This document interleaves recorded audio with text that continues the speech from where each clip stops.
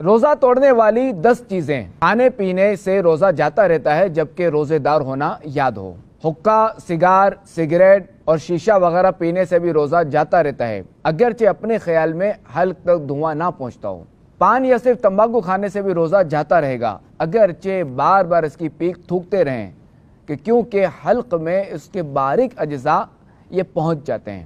شکر وغیرہ یا نمک کی ڈلی وغیرہ ایسی چیزیں جو منہ میں رکھنے سے گھل جاتی ہیں، منہ میں رکھی اور تھوک نگل گئے تو روزہ جاتا رہا۔ دانتوں کے درمیان کوئی چیز چنے کے برابر یا زیادہ تھی، اسے کھا گئے یا کم ہی تھی مگر منہ سے نکال کر پھر کھا لی تو روزہ ٹوٹ گیا۔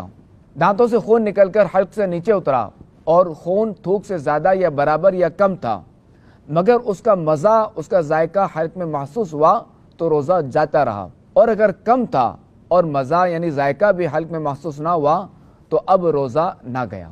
کلی کر رہے تھے اور بغیر ارادے کے پانی حلق سے اتر گیا یا ناک میں پانی چڑھایا اور دماغ کو چڑھ گیا تو روزہ جاتا رہا مگر جبکہ روزے دار ہونا اسے یاد ہو، اور اگر روزہ دار ہونا بھول گیا ہو تو نہ ٹوٹے گا اگرچہ کہ جان بوجھ کر کیا ہو۔ یوں ہی روزے دار کی طرف کسی نے زور سے کوئی چیز پھینکی اور وہ اس کے حلق میں چلی گئی تو روزہ جاتا رہا۔ جب تک تھوک یا بلغم منہ کے اندر موجود ہو اسے نگل جانے سے، اسے اتارنے سے روزہ نہیں جاتا کہ بار بار تھوکتے رہنا یہ ضروری نہیں۔ منہ میں رنگین ڈورا وغیرہ رکھا جس سے تھوک رنگین ہو گیا، پھر تھوک نگل لیا تو روزہ جاتا رہا۔